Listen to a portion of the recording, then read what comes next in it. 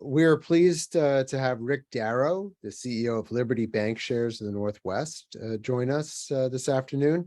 Um, Liberty is a Seattle-based commercial bank that has a solid deposit franchise. Liberty recently listed its shares on the OTCQX, LBNW, right? Correct. And he's got an interesting growth story in a market that has seen a lot of consolidation and therefore perhaps some opportunities. So Rick, why don't you talk to us about Liberty? Will do. Thank you. I'm going to try and share my screen. So see if I can get this working for me here. So let's see here. Can you see the slide in its wholeness, not two slides at a time? Okay. Nope, perfect. Great. Okay, well let me get started here, and I might add I got robbed of 5 minutes, so you guys have to give me some extra time at the end. Sure. But my name is Rick Darrow, and I'm President and CEO of Liberty Northwest Bancorp, as well as the bank. It's one holding company and one bank underneath it. I put out this forward-looking statement, so read it thoroughly. And then let me start by just kind of introducing who we are and what we're about. So, as far as a company introduction, if you look at the top of the slide, you'll see a picture. That's our new main office. We just moved into that just within the last 30 days. Located in Paulsville, Washington. And so we've got plenty of facility there and an upgrade in terms of what we do. But we're a Washington State chartered commercial community bank with about $186 million in growing assets. We were founded in 2009, and we are actually still the newest bank founded in the state of Washington. So I know there's another one coming along, but we'll see when they get approved. We have 2 banking locations. A full service location, as I just mentioned, in Paulsville, and a loan production office in Bellevue, Washington. And I'll talk a little bit more about that. We also have currently about 23 plus staff members. It doesn't include our board of directors, very talented group. You need a talented group when you're as small as we are with that group. So every person counts. We're a full service community bank offering commercial, consumer, the full gamut of mortgage products along with digital delivery systems. And it's built on relationships. So we are a relationship based bank. We've been focused in on relationships, and particularly if you look at in terms of our community in the Puget Sound region, it's focused in on small to medium sized businesses. We do have consumers, we do have some owners of those businesses, some of the employees of those businesses. So there is a consumer element to what we do. For the most part, that's what we focused in on and developed our expertise in that area as far as delivery of products and services. Now, in terms of our core markets, we're currently the largest depository branch or bank in Paulsbo. So you've got like 10 different banks that are competing in that marketplace. We're number 1 in terms of market share, and we're number 4 in Kitsap County. And Kitsap County is contiguous or just across the Puget Sound from King County and Snohomish County. So we'll get a feel for that if you can see that map there. It's a strong and diverse economic landscape that we're in. I mean, there's no question that the Pacific Northwest has a lot to offer. And you see some major employers with this slide, like Nordstrom, Boeing, Amazon. You've got Microsoft that's been very prevalent in this marketplace, and a number of other companies, as well as some organizations like naval-based Kitsap, which is very important in terms of our location in particular. We have one of the largest nuclear submarine bases within 20 miles of where I'm speaking right now. And so you've got a very big presence of the government per se in terms of this marketplace. So along with the different aspects of publicly traded businesses and small businesses, this is a great economy in terms of what we have and are placed within. And even Bellevue, if you understand Bellevue being on the east side, just east of Seattle across Lake Washington, you'll see that Bellevue is contiguous with Kirkland and Redmond, which are all very much a technology corridor with some very talented technology companies and startups that exist within that ecostructure. So that's where we're placing ourselves, and you should understand that in terms of who we are and what we're about.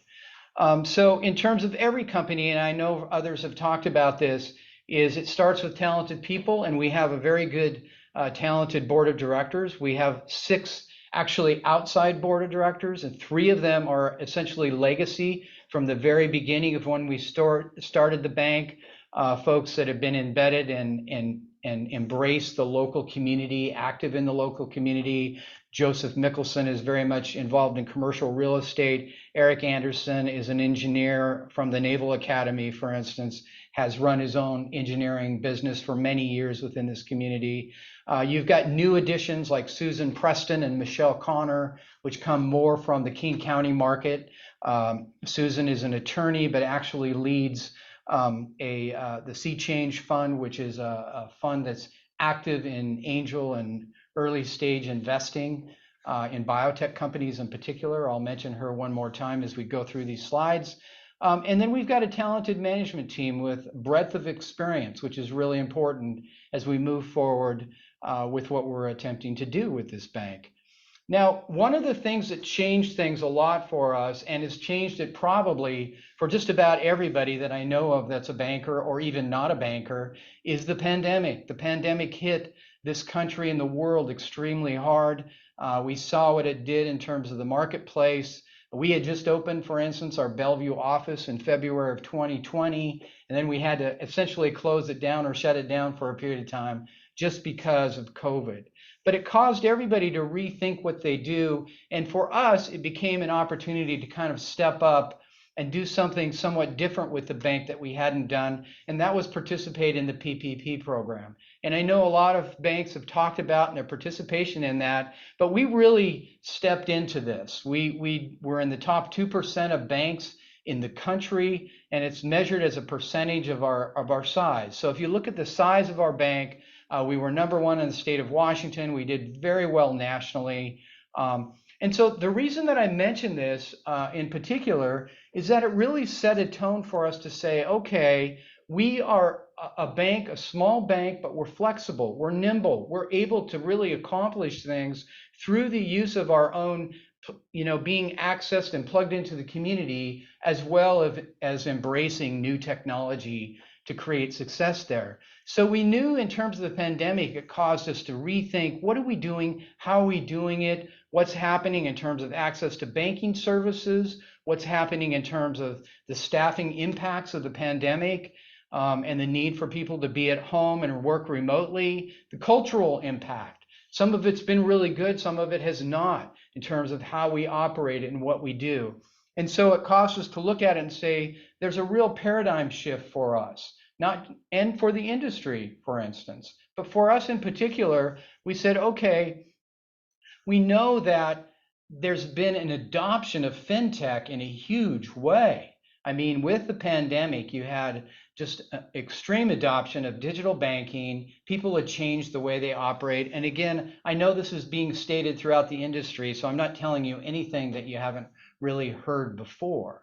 But it was a change mechanism for us. It was something that we wanted to look at. And for us in particular, we said, okay, we've been on this path. We're in Paulsbo. We've moved into King County. We're now attempting to make expansion during that a period of time when you still had COVID happening. You had generally a relaxing of how we operate in terms of business. And we said, we need to rethink this. We need to look at what we're doing. How can we leverage where we're at today and take advantage and move forward? And so we looked at, okay, building a plan of engagement and progress with fintechs.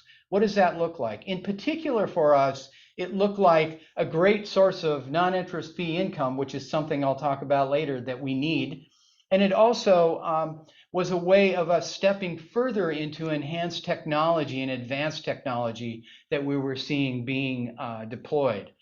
So banking as a service became very attractive to us in terms of looking at that as a component. We were familiar, and I've been very familiar with Eric Sprink at Coastal Community Bank. He is also in our market, and he's always been good at sharing some of his best practices in terms of what he does.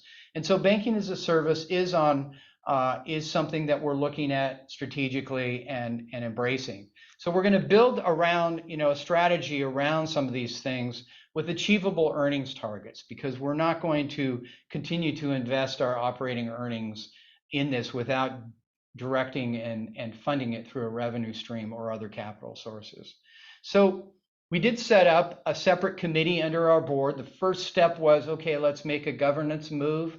Let's get some momentum here. We put together a Fintech Committee. It's an ad hoc committee. It is led by Susan Preston, who I mentioned earlier, who again is globally recognized. She's very much actively investing in early stage startups. Her knowledge, her connections are invaluable in terms of what we want to do there with regards to fintech. So we also have on that committee Michelle Connor and Eric Anderson. Michelle works for a nonprofit that's dedicated towards conservation and the environment, and also into affordable housing, and is actively working in terms of with partners in terms of developing new materials for manufactured housing and affordable housing within our region.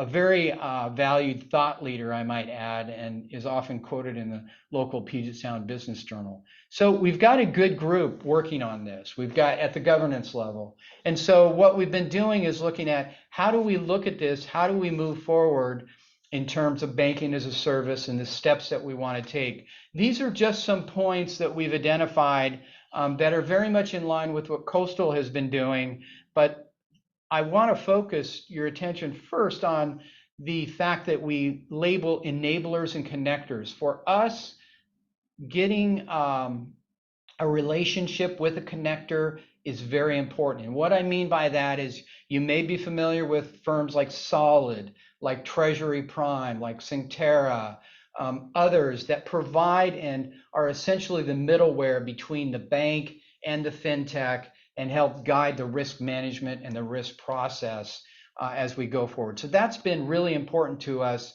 and we're at an LOI position right now with one of these connectors that I mentioned in that list. So, so we are moving forward, and we're taking the steps that are needed in terms of involving our board, challenging our management team, and trying to bifurcate a little bit about what we do with the community bank with what we're trying to do with the fintech agenda. So now I want to move on to our financial results in terms of the growth and the history that we have. I'm really going to just take a 5-year window. We go clear back to 2009, but I felt like most of the growth really has happened recently in terms of dollars. So if you look here from 2017 to where we are today, we've grown from 103 million in total assets to 186 million. Some really good, strong growth there, 14% compound annual growth rate. So we're pleased with that. If you look at it in terms of peer comparisons, if you look at loans and deposits and how we've fared in terms of our peers, at least in Washington State, we've really been in the top 25% in terms of that growth. And it's measuring as a percentage, not as actual dollars per se. But so we stack pretty well in terms of that growth. And particularly, I'm pleased with what we've done on deposits. Even though there has been a surge of deposits given the economic environment in the PPP program, if you look here, you can see that we've grown from almost 79 million to 164 million dollars in deposits. And if you look per year, it's been a little bit each year. It's almost an 18% compound annual growth rate. And even within the last 6 months, you're talking about $13 million of growth in deposits just within that 6-month period. Some things strategic things that we've taken made this possible. For instance, we bought a block of deposits from a local regional bank in Paulsbo that they were going to eliminate a branch. We bought all of their deposits. It was an outline deposits. We did that in 2018. So you see a pop in deposits, but not only that, we picked up a number of new accounts, and we've expanded that deposit base as a result of that acquisition. So that kind of activity helped move this forward a little bit more than maybe some of our peers. And then in addition to that, the PPP program participation really added a significant amount of deposits, and we were pleased that we participated in that from that perspective. If you look in terms of how the high performing deposit growth has happened for us, if you look at this slide, you can see this is again in Washington State. You can see that Coastal Community Bank, which is very active in banking as a service, grew their deposit base by almost close to 300%. But you can also see out of 40 banks in the state, we're number 6. So we did very well in terms of peer performance with regards to our deposit growth. So I think it's very important, and that's something that we have in our sights. How do we grow our deposits? In what ways can we do that? In what ways can we benefit from that? The deposit composition at this point is such that we carry about 32% in non-interest bearing deposits. We also have interest checking of 23%. So if you look at those as far as transaction accounts, it's very much influenced by the fact that these are transaction accounts primarily oriented toward businesses, employees, and owners of those businesses, and then very little in CDs. And then money markets, which may be more sensitive as time goes on in terms of the rate environment. So we will be obviously impacted as rates continue to rise. But at the present time, our cost of funds is about 27 basis points, and our cost of deposits is about 18. So we do have some borrowings that have contributed to that cost of funds over a period of time. Excuse me. Loans. In terms of loans, this does include PPP loans, so it's a little bit distorted in the fact that you see as we grow. But by the time you get to Q2 of 2022, we literally have no PPP loans on our books. I think we may have one that's less than $500,000 on our books. It doesn't plan to be forgiven.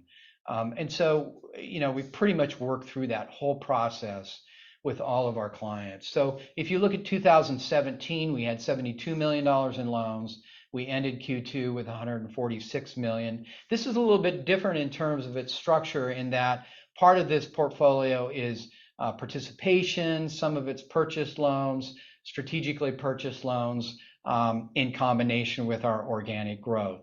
I will say at this point, in terms of composition and the fact that we moved into Bellevue and the King County market, if you look at King County, Snohomish County, and Pierce County combined, we probably have about 20% of our loans in those markets now. So some of that has had impact. We would like to see more in terms of that impact and the types of lending that we can do there.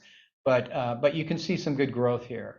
The loan composition has changed a bit because of how we've structured certain things in terms of consumer loans. But if you start at the gray slide and move on down to multifamily, you can see either through investor owned or companies that were very much oriented towards small to medium sized businesses. And I think the only distortive piece would be the residential loans. And we did purchase some residential loans in this last quarter. So that's added that percentage. But our focus is primarily small to medium sized business and will continue to be that, at least from an organic standpoint. So in terms of asset quality, for the most part, if you look at this slide, you can easily see that we have done, let me go back. We've done very well in terms of charge-offs. Hold on here. We've charged off $20,000 over the life of the bank. And so I know we're not going to be able to repeat that. That's a once in a lifetime kind of structure. I expect to see some additional charge-offs as we move forward. We do have only one problem borrower that you see there as far as non-performing loans at 63 basis points in Q2. We do think part of that will be charged off as we move forward. But we've been very good at how we move through any non-performing loan structure. We set aside reserves that are over 1% in terms of the portfolio. So I don't see any indicators overall of problem credits down the road, except for this one anomaly with one borrower that has filed for bankruptcy protection. So earnings performance. This is an area where we want to improve. And this is an area where we changed our perspective a little bit. If you look at 2018 through 2021, we've been liberal in terms of funding whatever we're doing through the operations. And not as attentive to the fact that we want to generate certain level of returns. That's changed. We have looked at it more from an earnings standpoint. You're going to start to see a ramping up of earnings as we go forward. So we're very disciplined in what we're trying to do there. And as we talk about banking as a service and fee generation, we're going to be doing more of that, as well as how we control costs. So you'll start to see that. You see with Q1 and Q2, start to see that rise. One of the good things, though, that even though we've worked through those things, if you look at the top line revenue, it has increased over time. It's been about a 9% compound annual growth rate. Obviously not in double digits, but our net revenue or net interest income, even with PPP, if you look at 2020 and 2021, that includes all the PPP fees that were generated and received through the SBA. And when you get to the LTM or to the current period, we're really at the same levels that we were at with that. So we have achieved growth within the bank, given the deposit structure and the growth in loans, to get to the point where we were even with the PPP program in terms of revenue sources. The opportunity for us is non-interest income. And as you can see here, it's almost nothing. When you look at it, it's 10 to 22 basis points of our assets, very small amount. This is an area where we see great opportunity in terms of what we're doing. In terms of adding revenue without, significant leverage. I show this slide only because of, as I was talking about banking as a service, it may not be clear or apparent that the landscape has changed when it comes to some of these fintechs, especially related to those that are dealing with deposits. Because even though we see some fallout with the funding of fintechs, and we can read about what's happening with the regulatory oversight, the value proposition of a bank, for instance, and I'll use Coastal as an example, is they have 50 basis points in their fintech deposits. They probably have about 20 basis points, not unlike us, with their core deposits. If you're at 50 basis points and you're able to offload, a certain amount of your deposits at the short-term rates that we see here with 345, well, particularly 233, 308 in the threes, you're now able to offload those deposits and generate a significant amount of fee income because of that yield differential. It's significant. It's changed the landscape, I think, in terms of how you can deal with these fintechs, and particularly those that are offering deposits and maybe debit card or prepaid card services where you receive interchange fee from that. So I think I wanted to point that out as just a component of how we've been looking at this. And during that period of time, in a very short period of time, the value proposition in some ways has actually increased. So our strategy is to focus in on fintech partnerships.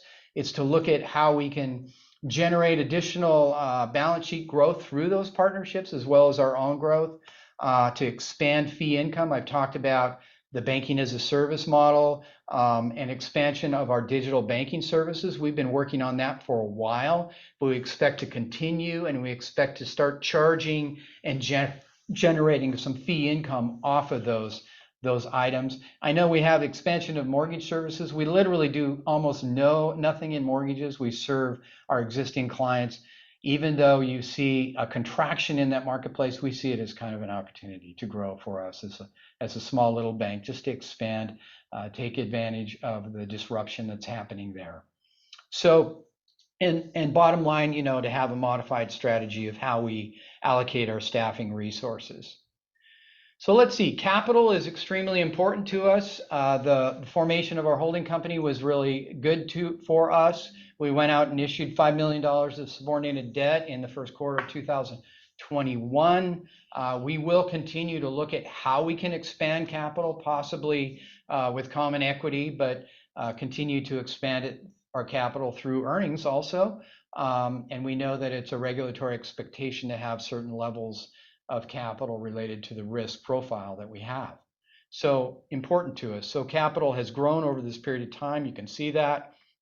We actually have an additional $1 million of capital at the holding company that we have not downstreamed to the bank yet. So we have the ability to improve our capital position at the bank level. And if you know small bank holding company rules, whenever that position gets strengthened, it's recognized as core capital. And our ratios are still very positive in terms of what we have, but we may be looking at another downstream before we end the year. So that's something that we're considering. Investment value, well, we just started trading on the OTCQX, as you just mentioned earlier.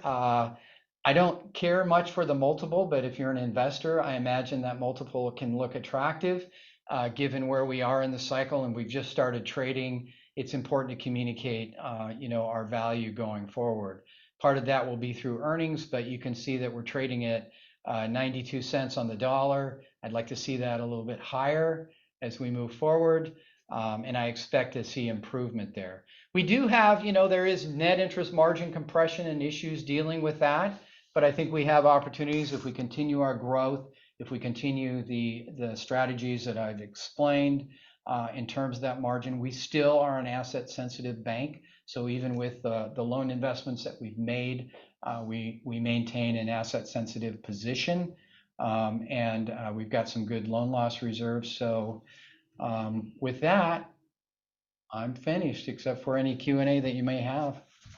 Well, we may be able to squeeze in a couple here. We want to give you the time. Sure. One question was that came up in terms of loan demand. Have you seen softening in that? Do you have more demand than you can service? I'm not sure what your legal lending limit is. So that was part one. And the second was, are you participating in loans, or are all your loans originated in-house? We are doing all of the above, and I am seeing a slowing of loan demand, at least in terms of the markets that we're in. So the opportunities are a little bit different for us in the sense that as we moved into King County, it really does require a lot more capital if you're really going to be successful with what we have. So, so that's something we need to deal with in terms of going forward.